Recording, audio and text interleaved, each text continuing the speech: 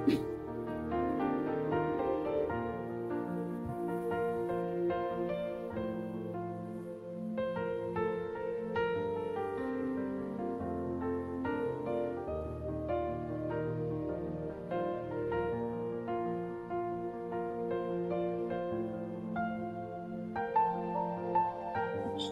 shalom, bien-aimés, shalom. Shalom, shalom. Shalom. Est-ce que vous m'entendez? Shalom, shalom, bien-aimés. Amen, amen. Shalom, bienvenue dans notre temps de déclaration, bien-aimés. J'espère que vous allez bien. Amen, par la grâce de Dieu, amen. Amen, amen, on va bien. Shalom.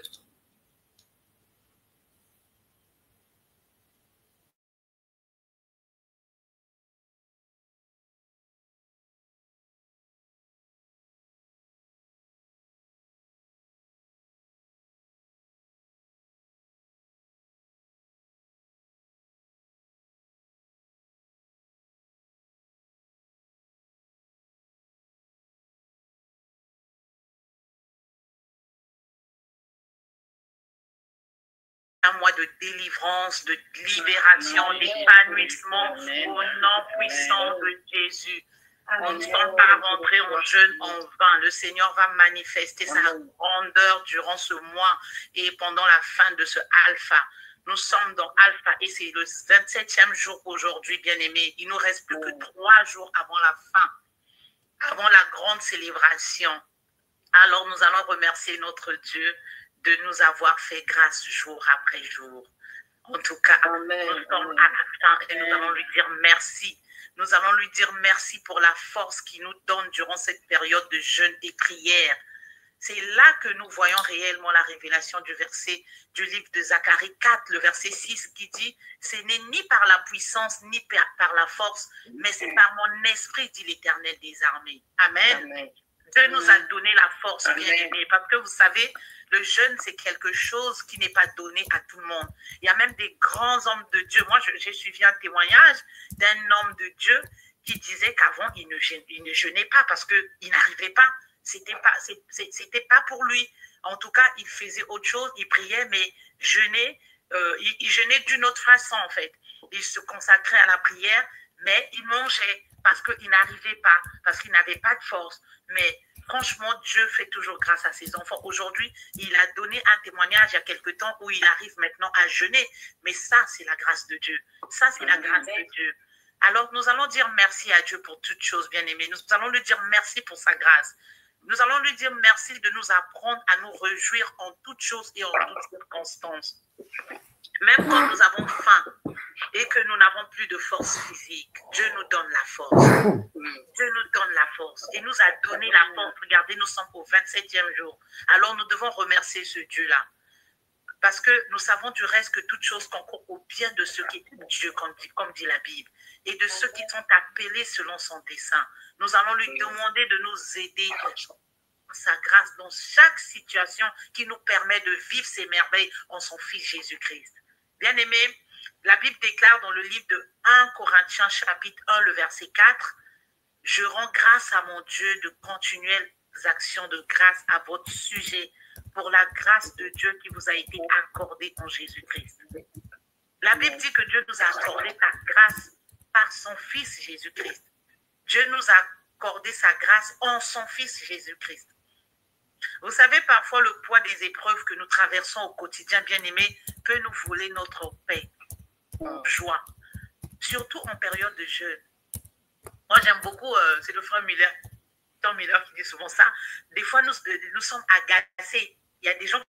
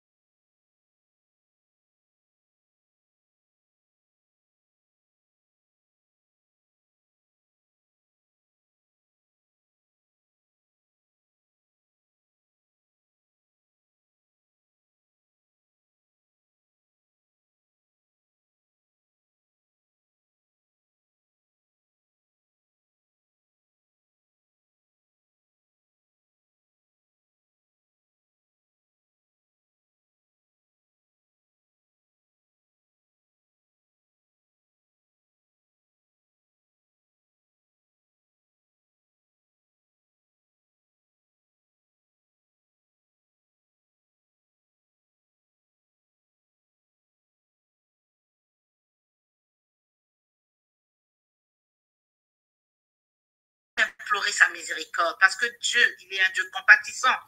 Il est un Dieu miséricordieux. Il fait toujours grâce à ses enfants, comme dit la Bible.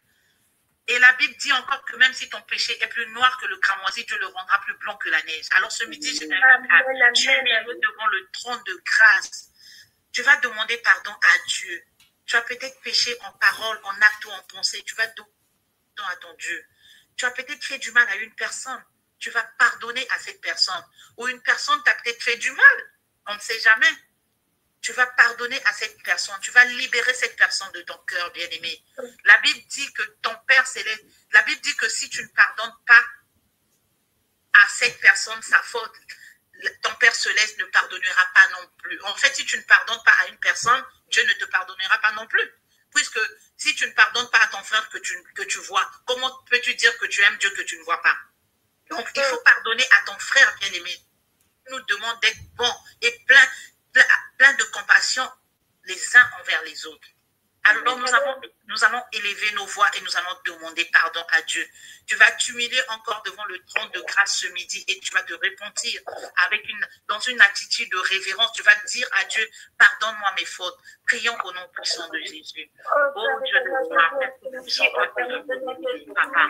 Merci mon Dieu, mon Papa, mon Dieu, Dieu miséricordieux, Père. Merci ton Père céleste parce que tu es compatissant, Papa. Ta parole dit que même si mon péché est plus noir que le cramoisi, Père, tu le rendras plus blanc que la neige, Papa. Tu le rendras plus blanc que la neige, oh Dieu. Ce midi, je reviens vers toi dans une attitude de révérence, Papa, de demander pardon de tout mon cœur. Éternel, d'expression, parole en acte en pensée. Oh, Père éternel, si j'ai péché en pensée, pardonne-moi, Père éternel. Si j'ai fait du mal à quelqu'un, oh Seigneur, pardonne-moi de tout mon cœur. Si j'ai fait du mal à une personne, Père éternel, je te demande pardon. Père éternel, je te demande pardon au Dieu tout-puissant. Pardon de tout mon cœur, Seigneur. Ça dit dans ta parole que, oh Père éternel, je reviens Père éternel, tu reçois toujours des mots qui reviennent à toi, Père éternel. Je reviens à toi ce midi, Père éternel, implorer ta grâce. Pardon, implorer ta miséricorde, mon Dieu. Ta miséricorde, mon Dieu, ce midi. Pardonne-moi mes péchés, Père éternel. Pardonne-moi mes péchés, dans ta parole, ce qui nous demande ce soir, ma pardon. Donne-moi mon Dieu d'amour, plein d'amour, pardonne toujours, oh Père. Toi qui plein d'amour, oh éternel Dieu. Tu nous pardonnes toujours, Ramacheka, qui est plein d'amour, oh Seigneur de la gloire. Tu pardonnes toujours à tes enfants, oh Dieu. Qui reviennent à toi d'un cœur pur. Un cœur pur, Père éternel. Une attitude de révérence, Seigneur. Je te demande de te je te demande de te pardonner, Père éternel, s'il te plaît. Oh Seigneur Dieu. Et aussi, si j'ai fait du mal à une personne, nous avons rendu plein comme la nuit. Personne puisse me pardonner, oh éternel Dieu de gloire. Cette personne puisse me pardonner, oh éternel Dieu. Un amour dans le soir, Père éternel, dans le nom de Jésus, nous avons ainsi prié, nous avons ainsi prié, Ramaché,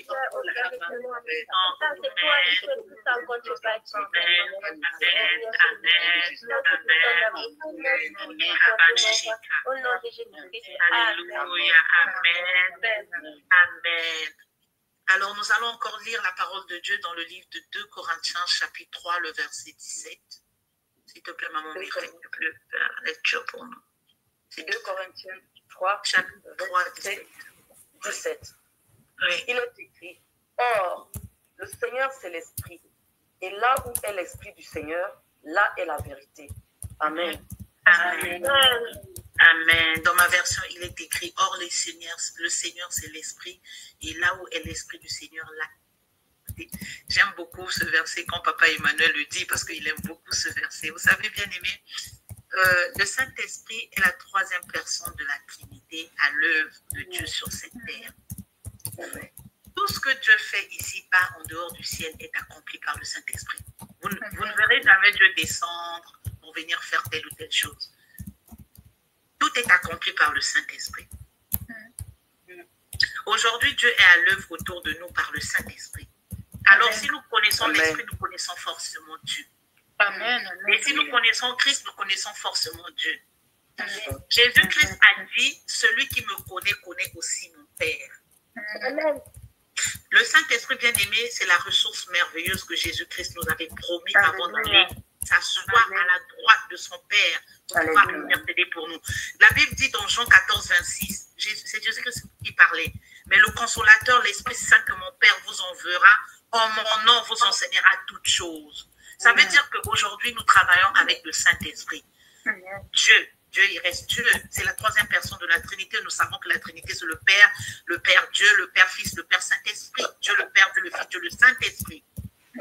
Et le Saint-Esprit, bien-aimé, est venu pour créer une atmosphère. En fait, le Saint-Esprit n'est pas venu, je voulais dire, il n'est pas sur terre, en fait, pour créer une atmosphère agréable à l'église comme nous pouvons le constater. Parce que des fois, nous partons dans des travers pas possibles. Nous n'attirons pas le Saint-Esprit dans nos cultes parce que nous avons créé une atmosphère propice, agréable. Non. Bien aimé, que ce soit dans le silence ou de manière excessive, le Saint-Esprit n'a pas besoin d'être attiré. Il n'a pas besoin d'être invoqué, persuadé, charmé, tout ce que vous voulez. Il n'a pas besoin de ça. Il se suffit à lui-même. Alléluia. Il se suffit à lui-même parce qu'il est Dieu. On ne commande pas Dieu. Amen, amen. Le Saint-Esprit n'est pas un visiteur. En fait, il ne vient pas quand on l'appelle, machin et tout. C'est selon sa propre volonté et son propre désir qui se manifeste au milieu de nous. Nous, la seule chose que nous pouvons faire, c'est le désirer. Le Saint-Esprit est un gentleman. Vous voyez les hommes qui sont gentlemen. Lui, c'est un gentleman. Il est fier. Ça veut dire que lui, il vient quand il veut. C'est pas parce que tu pries, parce que tu penses que tu as mis une adoration, tu as parlé en langue pendant 10 heures que le Saint-Esprit sera là. Non, le Saint-Esprit, c'est un gentleman. Il est un ami fidèle, bien-aimé. Il se manifeste quand on le désire. Il témoigne de la vérité dans nos vies. Le Saint-Esprit est la source du témoignage personnel et de révélation dans nos vies, bien-aimés. Il nous guide dans nos décisions. Il nous protège des dangers physiques et spirituels. Alors, comme j'ai dit, il ne se manifeste pas parce qu'on a créé une atmosphère agréable. Non. Le Saint-Esprit, il faut l'honorer. Alors, nous allons l'honorer ce midi. Nous allons lui laisser la première place dans nos vies. Afin que pour que le Saint-Esprit puisse justement se manifester, il faut lui laisser la première place. Il est jaloux en fait. Hein. Dieu est un Dieu jaloux. Il aime avoir la première place. Donc, il faut lui laisser la première place qu'il mérite vraiment, afin qu'il vienne se mouvoir au milieu de nous, afin qu'il nous remplisse, qu'il remplisse nos cœurs de joie, pour que nous puissions déborder d'espérance et de puissance, bien-aimée. Alors ce midi, je vais t'inviter à désirer le Saint-Esprit. Tu vas laisser le Saint-Esprit te guider ce midi. Laisse-le prendre la première place dans ta vie, bien-aimée. Laisse-le prendre le contrôle de ta vie, bien-aimée. Tu ne seras pas dessus, car il te fera énormément du bien. Le Saint-Esprit, c'est l'esprit de vie, bien-aimé. Il nous donne la vie. C'est l'esprit de puissance qui nous donne la puissance. C'est l'esprit de grâce, l'esprit d'adoption, bien-aimé. Et sache que pour que le Saint-Esprit prenne la première place dans ton cœur, il va falloir que tu le laisses faire. Il va falloir que tu le laisses totalement ta vie, que tu t'abandonnes à lui, totalement à lui. Comme j'ai dit, il ne s'impose pas là où on ne le désire pas. Il ne s'impose pas là où on ne le désire pas, bien-aimé. Pour qu'il se manifeste, il faut vraiment le désirer. Et lui-même décidera s'il se manifeste ou pas. Amen. Alors ce midi, je vais t'inviter à désirer notre ami fidèle, à désirer le Saint-Esprit de tout ton cœur, de toute ton âme, de tout tes forces. Tu vas le désirer. Tu vas élever ta voix et désirer le paraclet. Nous prions au nom puissant de Jésus. Père de gloire, oh Dieu, Saint-Esprit de Dieu, toi qui es notre ami fidèle, Saint-Esprit de Dieu, toi qui es l'esprit de puissance, toi qui es l'esprit de grâce, toi qui es l'esprit d'adoption, Saint-Esprit, toi qui es l'esprit de vie, nous te désirons ce midi, Saint-Esprit, nous te désirons ce midi, Saint-Esprit, nous te désirons ce midi, Saint-Esprit, nous te désirons ce midi, Saint-Esprit. Oh Saint-Esprit, nous savons que tu te manifestes pas là où on ne te désire pas, tu te manifestes pas là où on ne te désire pas. Tu es un gentleman, Saint-Esprit. Tu te manifestes là où on te désire. Nous te laissons, Saint-Esprit, la première place dans nos vies. Nous te laissons la première place dans nos vies. Saint-Esprit, nous te laissons la première place dans nos vies. Nous savons, Père éternel, que quand nous faisons cela, tu nous diriges, tu nous parles, tu nous trouves des choses, Saint-Esprit. Alors nous te laissons la première place dans nos vies. Dans le nom de Jésus, Saint-Esprit, nous te désirons encore ce midi. Nous te désirons encore ce midi, Saint-Esprit. Nous te désirons encore ce midi, Saint-Esprit. Nous te désirons encore ce midi, Saint-Esprit. Saint-Esprit, nous te désirons encore ce midi. Saint-Esprit, nous te désirons encore ce midi dans le nom puissant de Jésus. Nous te désirons, Saint-Esprit de Dieu. Nous te désirons, Saint-Esprit de Dieu, pour que tu viennes encore te mouvoir pour que tu nous sauves des choses que nous ne connaissons pas. Saint-Esprit de Dieu, toi qui te suffis à toi-même. Nous te désirons ce midi, Saint-Esprit. Nous te désirons, ô Esprit de vie, ce midi. Nous te désirons, ô Esprit de grâce, ce midi. Nous te désirons, ô Esprit d'adoption, ce midi. Rabashika, Tanderebo Sakabasheke. Saint-Esprit de Dieu, nous te désirons à la terre ce midi. Nous te désirons dans le nom puissant de Jésus. Rebasheka Baba. Nous te désirons encore Christ. Sois élevé à jamais. Toi qui es un Dieu fidèle. Saint-Esprit, toi qui es un Dieu fidèle.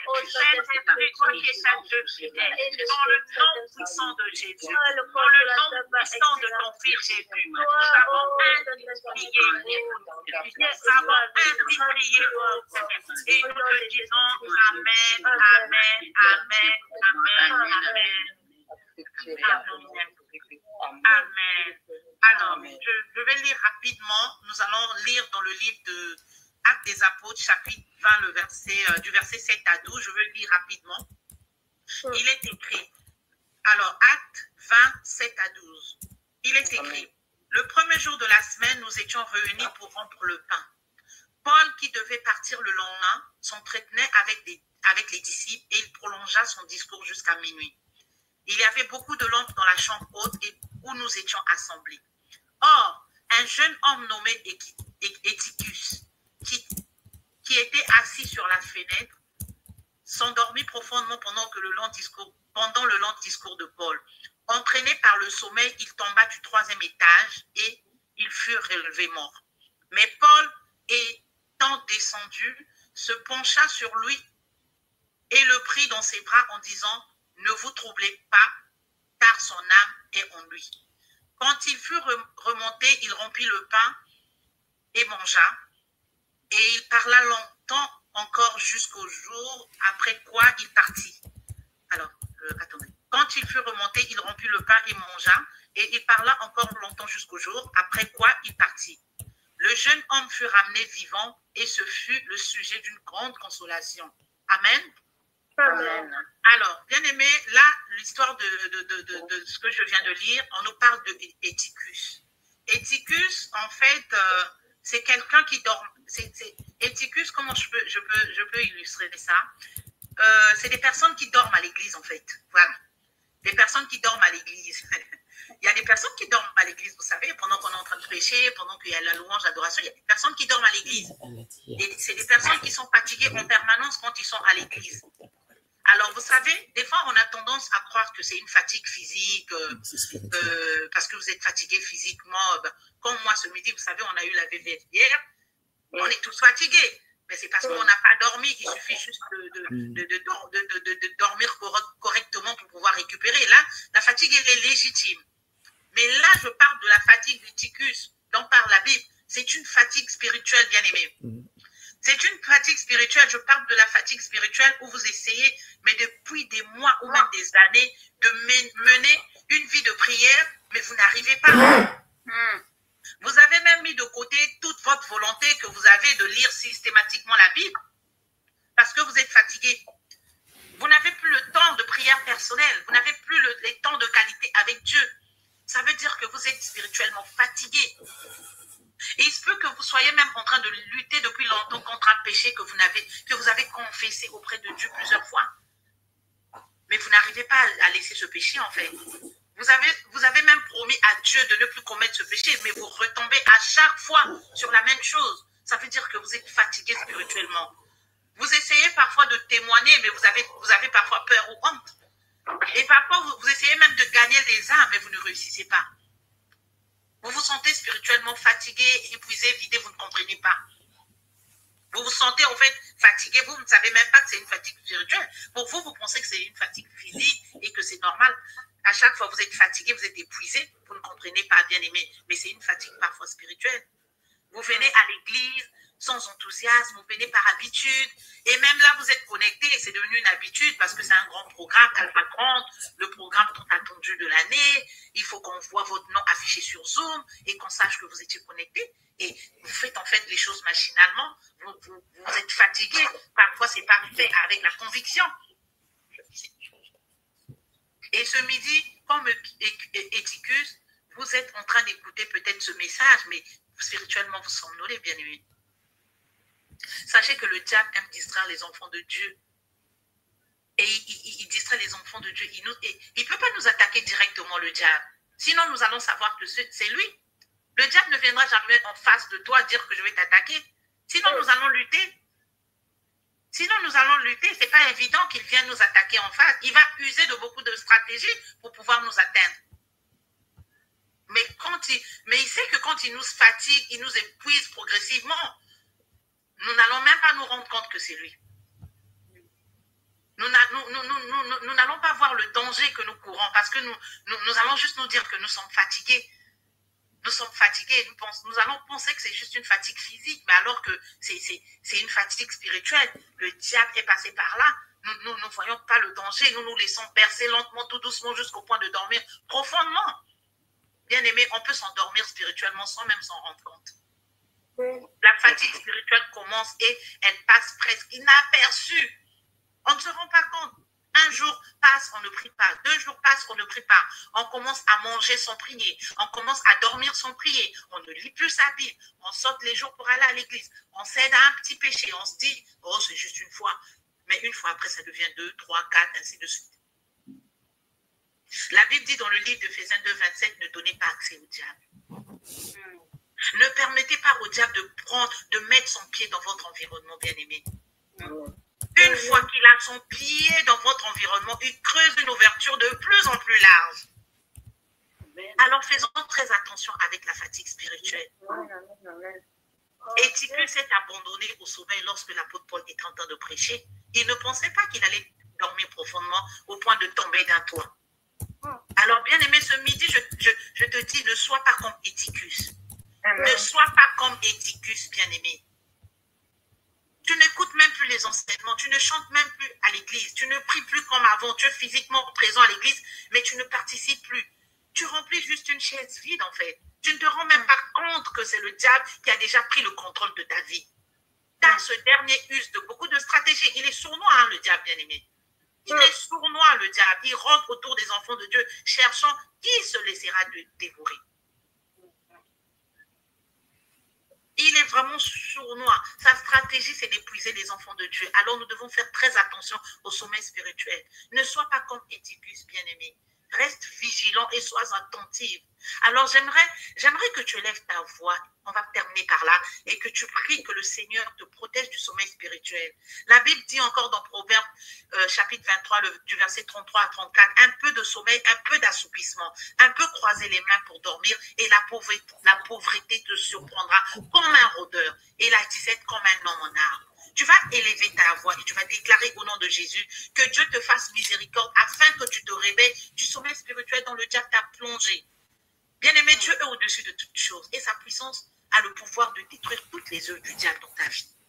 Amen. Il faut juste y croire, il faut juste avoir la foi. Tu vas refuser d'être comme Éticus ce midi. Tu vas refuser. Tu vas dire à Dieu, je refuse de dormir. Je refuse d'être comme Éticus, bien-aimé. Que le Seigneur, tu vas déclarer, dire à Dieu de te réveiller de ton sommeil spirituel. Et par la même occasion, nous allons prier aussi pour les personnes que nous voulons voir venir à Christ. Comme ça, après, nous allons clôturer. Élève ta voix et prie. Refuse ce midi d'être comme Éticus. Prions au nom puissant de Jésus. Père de gloire, Père d'amour, Père tout-puissant, je refuse de voir les choses dans ma maladie de Jésus. Je refuse de dormir, oh Dieu. Je refuse le sommeil spirituel, oh Dieu de gloire. Je refuse le sommeil spirituel, oh Dieu d'amour, dans le nom précieux de Jésus. Éveille-moi, oh Dieu de gloire. Éveille-moi, oh Dieu puissant, par tes compassions, oh Seigneur. Tes compassions, oh Dieu. Éveille-moi, Père de gloire. Aucune prière sans Père éternel qui dort. L'apôtre Paul est en train de prêcher. Donc l'apôtre Paul est en train de prêcher. Je refuse cela, oh Dieu tout-puissant. Je refuse cela, oh Dieu d'amour, dans le nom puissant de Jésus. Je refuse cela, ton Père céleste, oh Dieu tout-puissant. Je refuse d'être comme Éticus, Père éternel. Merci, mon Dieu, mon roi, parce que tu m'as donné la pouvoir de discerner, oh Dieu de gloire, de discerner, oh Dieu de gloire, quand ça ne vient pas de toi, quand ce n'est pas une fatigue physique, quand ce n'est pas juste une fatigue physique, Père éternel, quand c'est une fatigue spirituelle, Père tout-puissant, quand je n'arrive plus à faire ta volonté, quand je n'arrive plus à faire ta volonté. Seigneur, donne-moi le discernement. Donne-moi le discernement, oh Dieu de gloire. Donne-moi de discerner si c'est une fatigue physique ou non. Oh Père tout-puissant, toi qui es un Dieu bon. Papa, donne-moi le discernement, oh Père. Donne-moi le discernement dans le nom puissant de ton Fils Jésus. Donne-moi le discernement, Dieu tout-puissant. Je refuse les œuvres du diable dans ma vie. Je refuse, Père éternel, les œuvres des ténèbres dans ma vie. Dans le nom de Jésus. Je refuse les œuvres des ténèbres dans ma vie. Père tout-puissant, toi qui es un Dieu bon, toi qui es un Dieu fidèle, Papa. Je refuse les œuvres des ténèbres dans ma vie. Papa, révèle-moi ces choses. Révèle-moi, ô Père éternel. Révèle-moi ces choses dans le nom de Jésus. Révèle-moi, ô Père tout-puissant. Merci, mon Dieu, mon roi. Parce que, mon Père, tu as touché toutes les personnes, oh Dieu, qui veulent venir à toi. Ta parole dit que nous sommes des ambassadeurs et que nous devons prêcher la parole de Dieu favorable pour nous jusqu'aux extrémités de la terre. Alors, je te demande de toucher toutes les personnes, oh Dieu de gloire. Ces personnes que tu connais mieux que moi. Ces personnes, Père éternel, que tu connais mieux que moi. Le nom puissant de Jésus. Père tout-puissant, merci pour ta grâce. Merci pour tes bontés que tu renouvelles chaque matin dans nos vies. Merci pour ta miséricorde qui dure à toujours. Sois élevé à jamais, Père tout-puissant. Dans le nom précieux de ton Fils Jésus, dans le nom puissant de Jésus, Père, nous avons ainsi prié et nous disons Amen, Amen, Amen, Amen, Amen, Amen.